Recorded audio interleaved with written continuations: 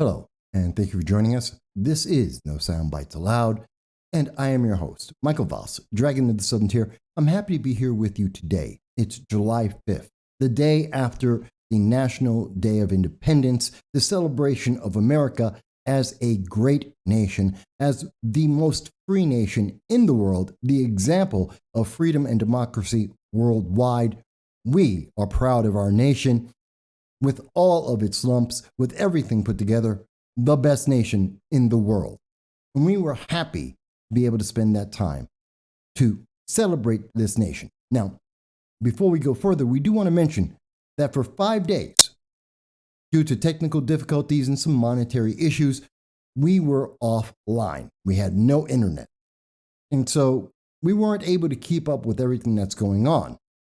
But my God, what we saw this morning, it pissed us off. And that's why I want to talk to you about it today, because I think it's important. Now, if this is the first time that you have seen the channel, we want to welcome you and thank you for being part of our audience. We do long-form political commentary, and every Sunday at 2:30 p.m. Eastern Standard Time, we almost always reach out with you in a live stream to hear what you have to say. We listen to you as you tell us what is important around the world about the issues that are affecting us all. And whether your government agrees, whether or not the internet overlords agree, we look forward to every Sunday, virtually every Sunday, to be able to be with you at 2:30 p.m. to hear what you have to say in tweets, chats, and phone calls from anywhere around the world. We hope to see you this Sunday, July 10th at 2:30 p.m. Now, with that said, as I said, this weekend, due to technical issues, we were not able to be live with you. And we weren't on the internet. Now, being someone who was born before home computers actually existed, wasn't that big a deal. Went around the house doing some cleaning, did some yard work, worked on a couple of other things that we had going on. Life was okay. Being away from the internet isn't a death sentence. But when we got back today, Tuesday, this morning, at about 7 in the morning, we started catching up on some of the things that we had missed. And one of the first things that we saw, and this is all going to tie together, and we thought that we were going to be talking to you today about the FBI. Because the FBI released their app. This is the Child ID app for the FBI, where you get to send your information about your kids, your photos of your kids, information about your kids, things about you and your kids to the FBI so that they can have it in a file, a database. Presumably, in case something happens to your child, the FBI has the information and they can more quickly save your kid's life.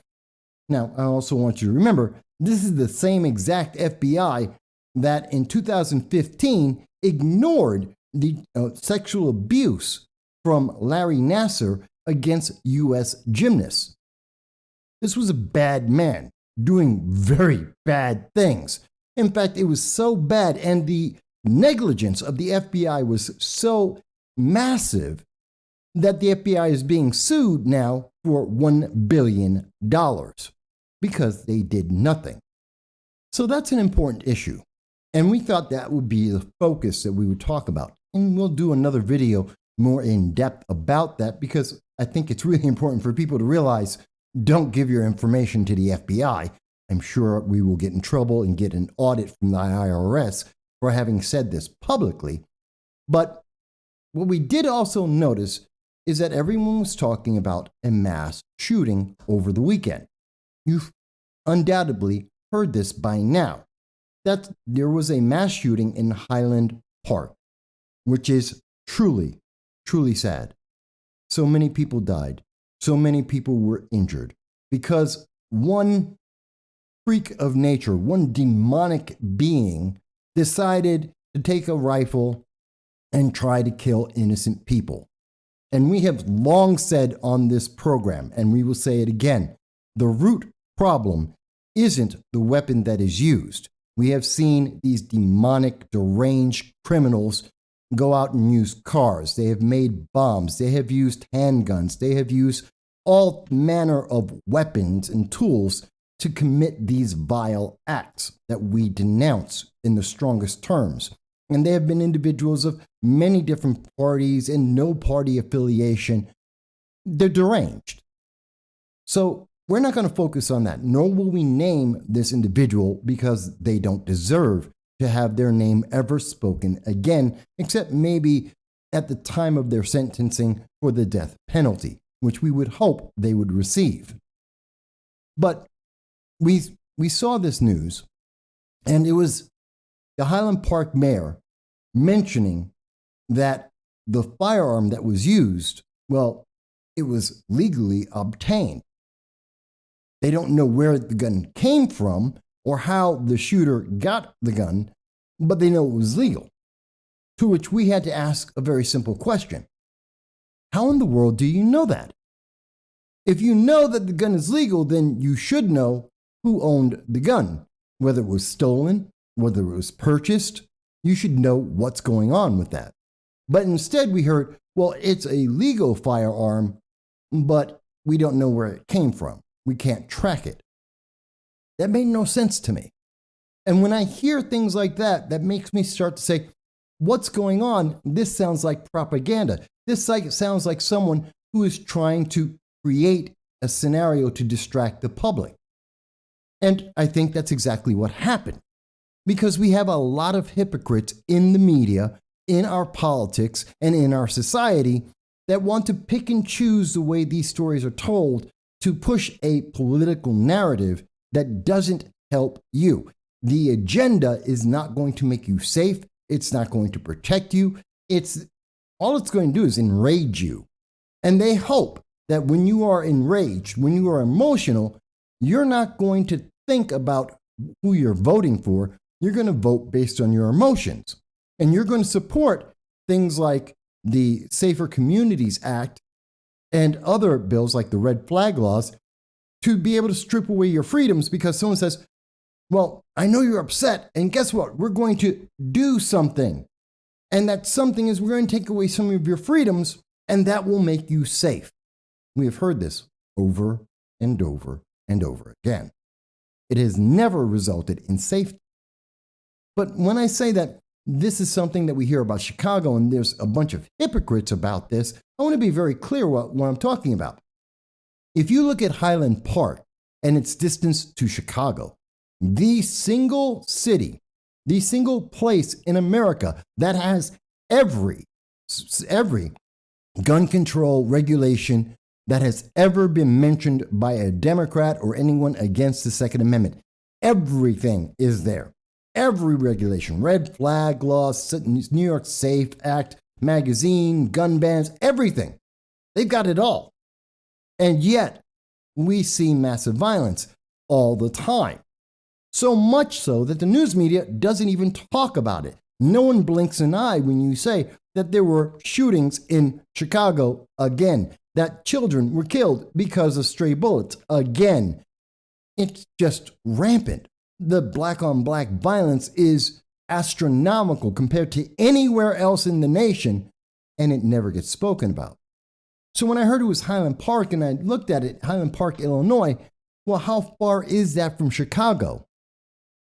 27.3 miles. Mind you, if you're in traffic, that's going to take you 2 hours a mile or about an hour to travel the difference from the center of Chicago to Highland Park. But realistically, anywhere else with normal traffic, you're talking about a community that is it's not even a suburb of Chicago. It is Chicago, quite honestly. So this is a Chicago problem, and they have the same restrictions on firearms that we see in Chicago, that we see in the state of Illinois, that we see in California, New York, and some of the other anti-Second Amendment parts of the nation. And I was looking into this, and of course, I decided to go to the most trusted name in news, CNN. Yes, I'm being very sarcastic there. And this is the article I noticed. Parade shooting suspect legally obtained the weapon used in Highland Park, the mayor says. There's a couple things that are interesting and important in this.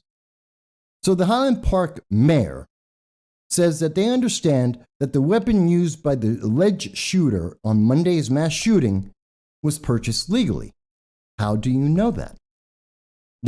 She says, quote, that being said, again, if you have a weekly mass shooting with a legally purchased gun, then I think we need to talk about why those laws aren't protecting the very people that they're supposed to be protecting, Rottering told CNN's Ann Broaddus. Let's be honest, we need to make it more difficult for people to create carnage. Now, in that, I can accept and I agree. The laws, as the gun control laws, do not work. They have never worked. They never will work because the deranged and the criminal don't follow the law. They never have. They never will. They don't care. These gun control laws have been created to punish law-abiding citizens. 99.994% of the legal law-abiding gun owners in America, 165 million people. That's who they're targeted against. That's who they affect. That's who we're hurting. And we're not affecting the criminals at all. We'll get into that. We'll show you what we mean. But I think it's important that she has recognized this, and she's talking about weekly mass shootings, which you may debate, and we have debated, what is the definition of a mass shooting? But let's take her word for it, that in Chicago, there are weekly mass shootings, even though they have every single gun control measure ever imagined by a Democrat, which is basically the same one over and over again, different variations on the same theme of you don't get to have a firearm. You don't get to protect yourself. That is the theme of Democrats when it comes to gun control. Take away law-abiding citizens' right to have a firearm. You may agree with that. You may not like it being said honestly to you, but that is the reality. That is the theme. And every single form of gun control that has been put out in the last 45 years has been a variation on that theme. Stop lawful American citizens from being able to have a firearm, which is the Second Amendment right, and therefore leave them defenseless. That's just the reality.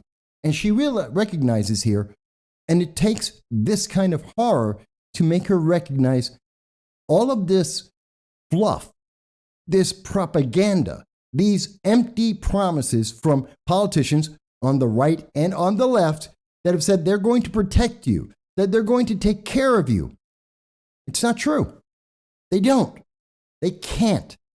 Unless you were to have a police officer on every rooftop, on every street corner, in front of every home, following every citizen everywhere they went, 24 hours, 24/7 a day, that would be the only way.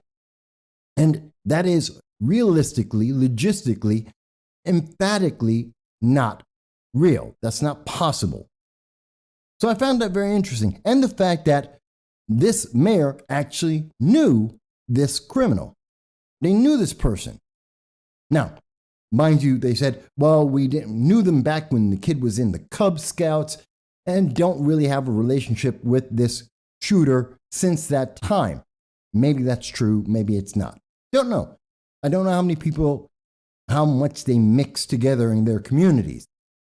I'll take the mayor's word for that. But it's important to let you understand that even with people who knew this person, their uncle, their father, people did not recognize this individual, although strange, as being deadly.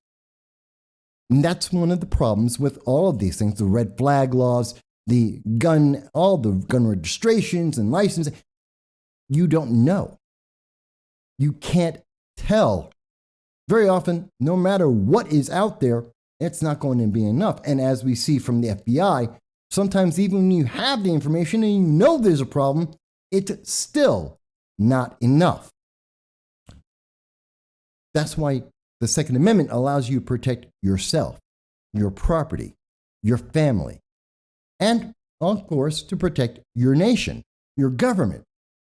But that's not necessarily good enough for some people, because some people have to, well, like most of us, we try to figure out, why did this happen? Not just how did it happen, but why? What was the motivation? In fact, this is one of the most important questions we can ask about gun control ever. And for years on this program, we have been saying the only answer, the only way to get to a solution is to ask what makes a person decide that the only answer in their life is to kill innocent people. We have said that every single time that there has been a mass shooting, a school shooting, when gun violence is being discussed. That is the only question that we must address. And if we have legislation that does not address that specific issue, we will never resolve this. Tired of having to say this. And I'm tired of listening to these hypocrites who are trying to find any and every other answer than that answer.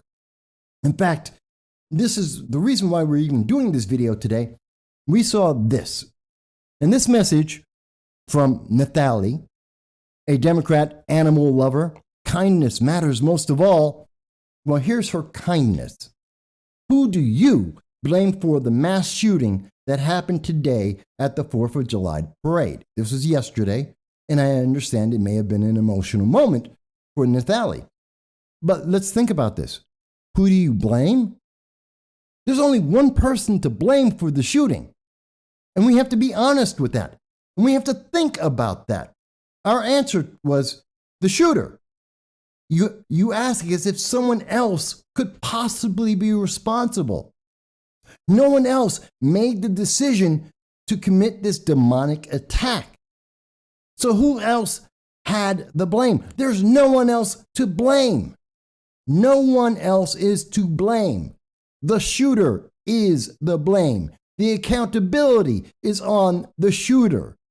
Now, I see people who say, oh, it's the Republicans, KKK. Other people are saying, it's the NRA. No, it's not. Because the NRA did not fire that weapon. Because Republicans or Democrats or Libertarians or even the Green Party, the Democratic Socialists of America, did not fire that weapon. The shooter fired that weapon. Ultimately, at the end of the day, that's who's responsible. Same as in Uvalde. The Uvalde shooter, whether they are on the left or the right, whether they're trans or gay or straight, doesn't matter. They were the one responsible. Buffalo, whether or not that person was a racist, and they were, as far as we can tell from all documentation, they were a racist, doesn't mean anyone else was responsible. They were responsible because they're the one who fired. Same thing as the New York subway shooter, also a racist, a black supremacist. And also, the fact is, it wasn't the black supremacy that was at fault. It was because he decided to shoot people in the subway in New York. And you can even go, and it doesn't matter whether it's a firearm, whether it's a handgun, a long gun. Think about Wakusha, the man who drove through, ran over human beings at a Christmas Day parade because they happened to be white. It wasn't his racism that made that happen. It was because he made the decision to run over innocent people at a parade. He is accountable for it, not racism, not whether or not America is racist inherently, which it is not. No, it was because he made a decision. We can't put this off on someone else. Yes, I do think that Antifa is terrible. Yes, I do believe that the progressive leaders of tomorrow are a hate group. Yes, I think these hate groups are complicit. They incite people. But at the end of the day, the shooter and the killer is responsible for their actions. We don't get to push this off on someone else because it sounds like a neat headline on CNN. Is it that hard to understand? Republicans didn't do this. Democrats didn't do it. Libertarians, the Green Party, Democratic Socialists of America, the Communist Party out of China, none of them did this. The shooter did this. Why would you ask who is responsible? There's only one person responsible. Let's hold them accountable.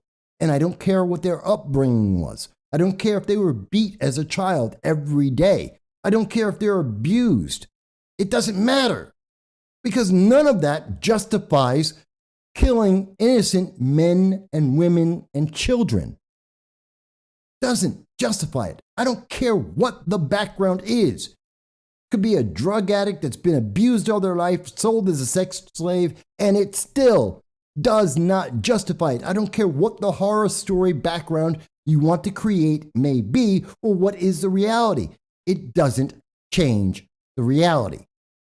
The shooter is accountable, and we should hold them accountable, them solely accountable. And then we look at our society and say, are there factors that would help to drive someone to that decision? But the decision was that individual's. And what makes the individuals decide to kill an innocent person, a group of innocent people? Is there anything that's helping them to make that decision?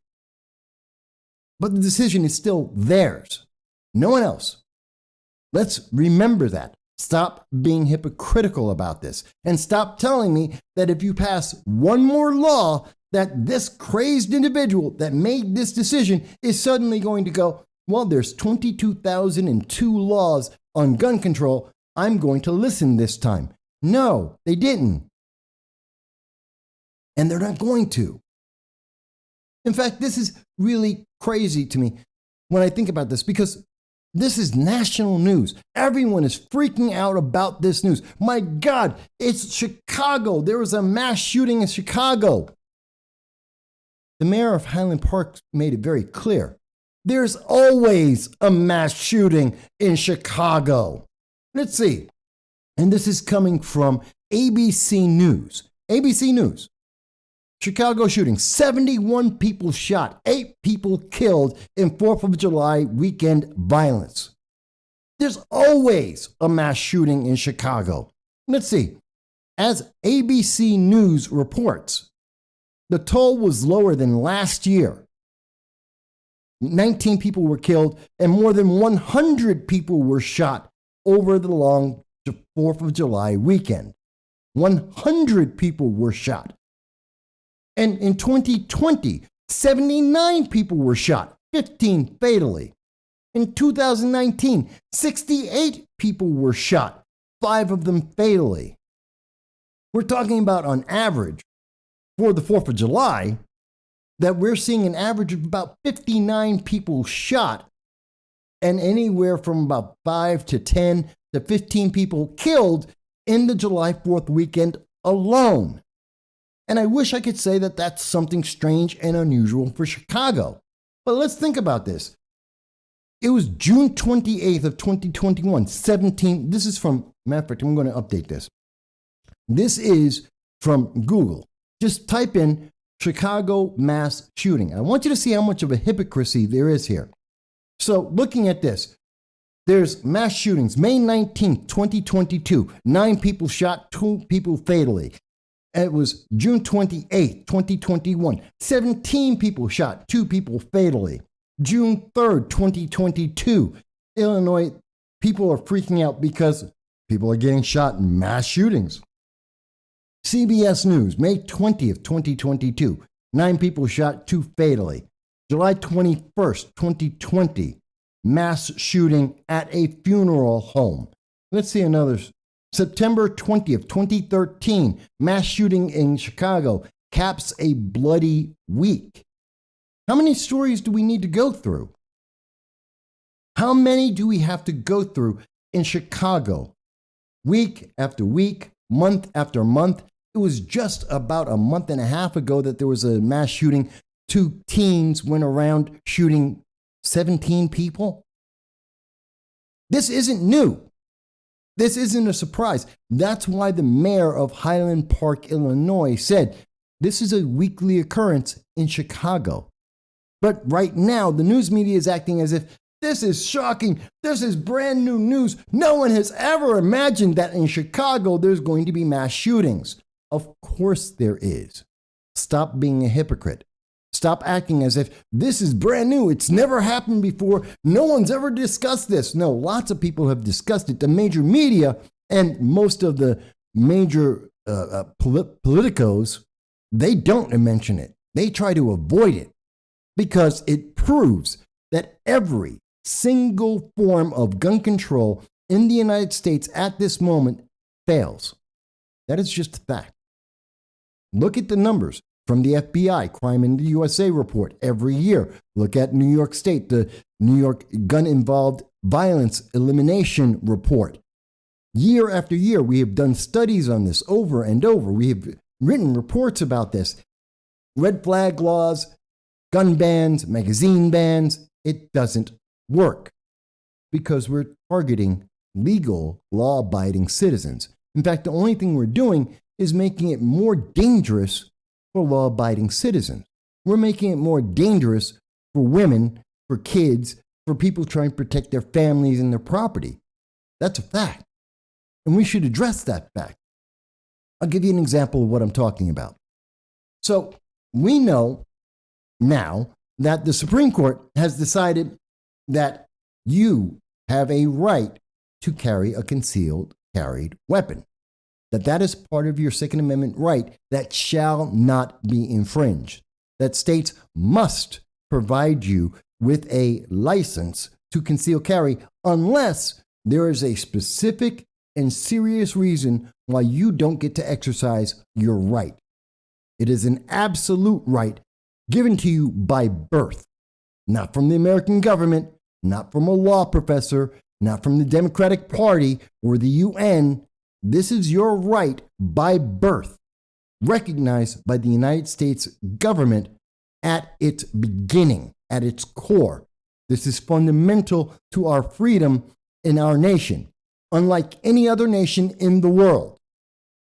Now, the response from the appointed New York Governor Kathy Hochul was that she decided to take a page from her former boss, the disgraced former Governor Andrew Cuomo, and she decided that she was going to go in the middle of the night and to pass a law that American citizens never got a chance to read, that American citizens never got to see. All they got was the promise. We're going to do this and you're going to be safe.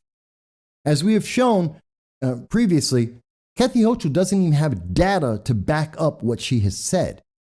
There is, as far as we know, no data that says that individuals who conceal carry are more dangerous than any other group of people. In fact, we believe, and the correlation is, that you're more safe, that concealed carry permit holders are less likely to be involved in a gun shooting than any other group of people. But let's go with the fact that in New York State, appointed Governor Kathy Hochul has decided, with the single party rule of New York State, of Democrats throughout the state, they said, hey, we're going to get together and without informing anyone, we are going to, in one night, pass a law and strip American citizens of their rights because that'll make them safe. Just like it did with the New York SAFE Act. It is exactly what they did with the New York SAFE Act. And that's what she did. Because the Supreme Court said and reaffirmed that you have the right to conceal carry, to be able to protect yourself in your home and outside of your home, and that New York State does not have a right to deny you that, she decided to pass this bill in an extraordinary session, emergency meeting. And it was an emergency to protect you because, well, this is the only way to protect you, because criminals and the deranged, they're going to follow the law. Well, this is what the law says that was passed. And by the way, I want to be very clear here. This was passed in one night. Here it comes. Here's the evidence. It was New York Senate Bill 51001. And on July 1st, a Friday, in one day, one night, this was written, it was approved, it was voted on, and then delivered and signed in less than 24 hours. In less than 24 hours. No one got to read this. No one knows the details because it was done in 24 hours just before a long holiday weekend. No one knows about this. So what did they say? And in this bill, Now, anything you see on this page, this is from the state of New York, and we will have the links so that you can see this directly, but this comes from the New York State Senate. Everything that you see in green was added into the existing law. Anything with a red line through it, that was removed from the existing law. Let's look at some of the things that are important in this.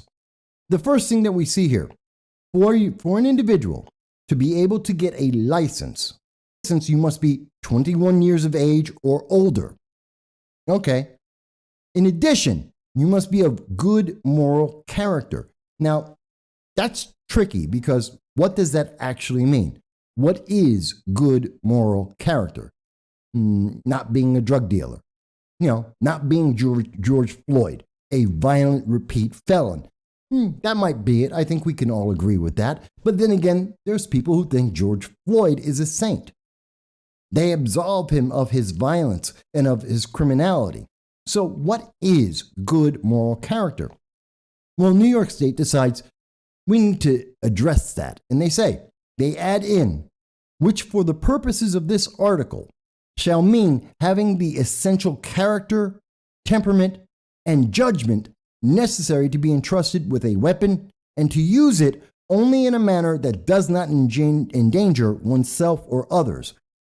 What in the hell does that mean? And in fact, in New York State, under the New York red flag laws, it is proof to own a hammer, a screwdriver, to own a steak knife, to own a baseball bat. These are reasons to justify a red flag action against someone in New York State because they are recognized as deadly weapons.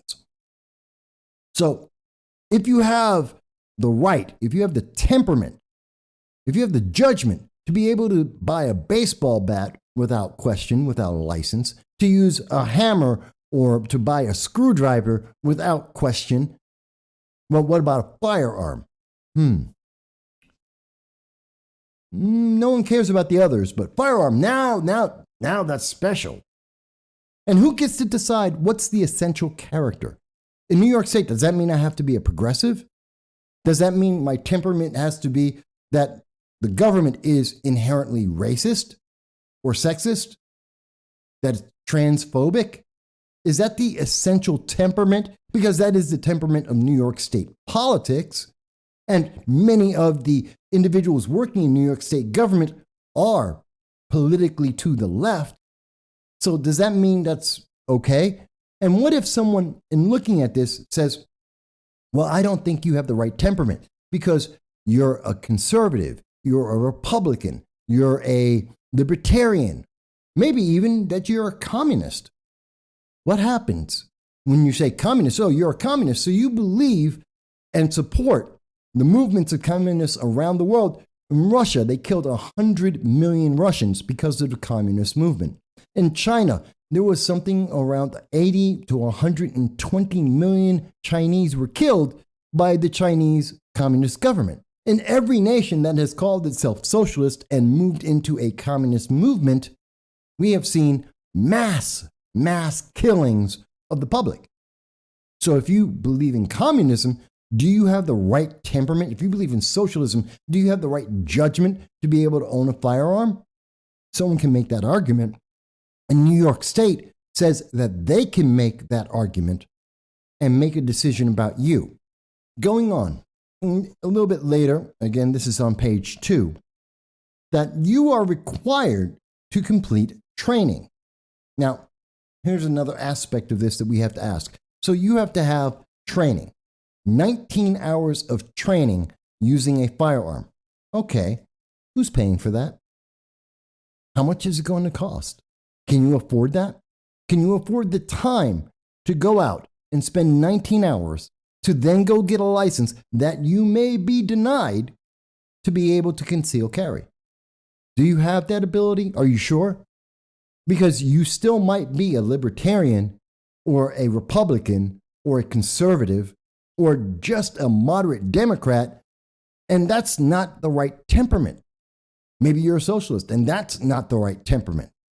So you'll be denied, but you've still spent 19 hours. You've still spent the money to get this training, even though you've been denied the license. Is that fair? Is that expressing your rights? Because someone says, well, I don't like your politics. I don't like that tweet that I saw. In fact, that is exactly the next part, and perhaps one of the most egregious parts of this whole thing. You see, on page 3, they mention that as a requirement, not only must you have good moral character, you have to have the right temperament, the right judgment, according to some bureaucrat that may have entirely different viewpoints about the world and life than you do. Besides the fact that New York State has explicitly said they don't believe you should be able to have a firearm, and they don't want you to have a firearm, and they have done everything they can to take firearms away from law-abiding citizens who are the least likely to cause a problem. Well, we know that. But no, they're going to go further. Besides adding a financial burden on you in terms of getting trained, which fine, maybe we can compromise with that. Maybe 19 hours is too much. Maybe some would say too little. But not only are they going to add that burden, making it less likely that someone who is poor, who may live in a crime-ridden area, who may need enhanced protection, and they don't have a cop at every corner, they don't have a cop at every rooftop. No, what we're going to do is make it even harder. We're going to raise the burden even higher. And that is that you have to submit 3 years of your social media. You have to show 3 years of your tweets and Twitter. You have to show your Facebook posts, YouTube, any and all social media that you may have access. You have to give that to the government. And if you don't give it all to them, you will be denied. After spending the 19 hours in training to a proficiency, by the way, no one knows. How proficient do you have to be? So you may be denied because you're not good enough of a shot for someone else. They may say that you need 90, 95. Basically, it's Jim Crow. You have a standard that is ever put above you, so it's more expensive, so you can't match that burden. And if you do, well, now you have a proficiency, and maybe you're just not going to be good enough. And they're going to keep it high enough that you won't be good enough, that you'll just be denied and discouraged from being able to do this, which is a way to steal your rights. Let me get back to focusing on this one part, because I think it's important.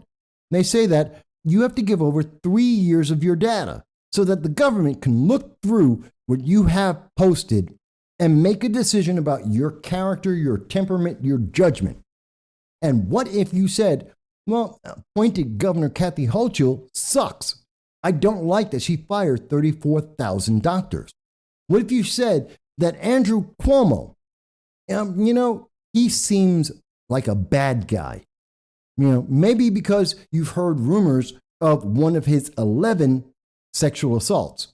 Maybe you heard him admit that he tried to cover up the death of 16,000 people in nursing homes because of his regulations. Maybe you heard about all the corruption that surrounded him, and somehow, miraculously, when the Morehouse Commission was looking into this, the Moreland Commission was looking into the corruption in New York State, as soon as it started getting close to some of his closest friends, he stepped in and shut it down. Maybe you said, well, that didn't seem right. That seemed a bit corrupt. Maybe there's a Democrat who is looking over your application and reads through your tweets, your posts, and they don't like what you said. Maybe you said, hey, 4th of July, I love America. I don't think America is racist. They don't agree. Or conversely, some conservative is reading through and you're too much. You sound like you support Antifa. You agreed with the autonomous zones in Seattle, in Austin, attempted in Brooklyn, and other parts of the United States. You supported the riots. Well, you obviously shouldn't get that. Is that fair? Is that not just denying someone their rights, their freedom, their ability to live? This is just page 3 of a bill you never got to read, that you never got to comment on. and they voted on this with the quickness that you would be stunning. In fact, in the New York State Senate, every single Democrat voted for this. Every single Republican voted against it because you didn't get to read it. And because at the end of the day, everything I've just described about it, giving up your privacy, letting someone else scrutinize your messages out of context that they may or may not like, putting in a financial burden that is meant to deter you, to discourage you, putting in requirements in terms of physicality that do not have anything to do with your rights. It has to do with putting a hurdle in front of you, that all these obstacles, the Republicans voted against it, Democrats jumped right on in. And I ask you this question: how is that going to protect you? In the assembly, 150 members, and we had all of 31 people vote. 31. There were two committees, two committee votes. In fact, here they are. On July 1st, we had the Codes Commission. Every single Democrat voted for it. Republicans voted against it, 2-1, and it got passed.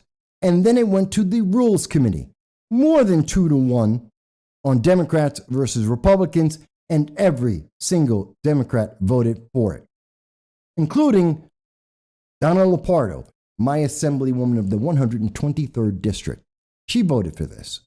And I asked Donna Lopardo, I asked all the members of the Senate and the Assembly a very simple question: how is this going to protect us? If you deny women who want to protect themselves from rapists, who want to protect themselves from muggers and those who would assault them, you have individuals throughout this state who want to protect their families and themselves from the growing levels of violence that we have seen throughout New York State and throughout this nation. And I ask you, how does this make them safer? To do something so that they can have their ads out on time on Labor Day and to say, hey, look, we did something and you're now protected. Vote for me. In that mad rush, they forgot to ask, how does it protect you? See, whether or not you get a concealed carry does not stop a crazed or demonically deranged individual from getting on a rooftop and trying to shoot at you. That's just the honest truth. That's a reality. And that's where the hypocrisy comes in. We ignore the fact that we have evidence for decades, not just once or twice, for decades, we have evidence that has shown us in Baltimore, in Detroit, in Chicago, in St. Louis, across this nation, not once have the gun control laws worked. They have not stopped these mass shootings, these school shootings, these criminals that use firearms to intimidate and to attack innocent human beings. And yet we're told one more law, taking away just a few more of your rights, and you're going to be safe. The fact is, they're not dealing with the root problem. Yes, we've gone on about this in the long way round, but that's because we want to make sure it's as clear as possible, because we have been saying this for well over 15 years. This isn't the answer. They have not improved anyone's life. You aren't safe because the criminals never followed the law in the first place. The deranged didn't care about the laws in the first place. So this isn't helping you. If anything, it's denying you the potential to protect yourself. Just like in taking away your right to own a bulletproof vest. In the same way, when they passed a law just a month and a half ago and said, no, bulletproof vests are deadly, that they're dangerous, that they are criminal. A bulletproof vest that may have protected people, say in Chicago or down in Uvalde or in the New York subway, they want to deny you the right to be able to passively protect yourself. This is what they have done. This is the message they are putting out there. You aren't safe. But trust the government, the very same government that we saw sat back and did nothing, even though they knew women were being assaulted. Gee, I wonder how far Larry Nassar would have gotten with those gymnasts if even one of those young women was able to conceal carry to protect herself from his sexual assault. Is it perfect? No. But what I will tell you is, it is a damn sight better than the lie and the hypocrisy that we are being fed at this time. Perhaps over the weekend, you had more time or less time to think about this than I did. I'd like to hear what you have to say. Tell me what you think about this. Did we misunderstand something? Is the evidence that we're showing you leading to a different conclusion? Do you think it's more important to blame a political party than to actually address the question of how do we resolve this? We want to hear what you have to say.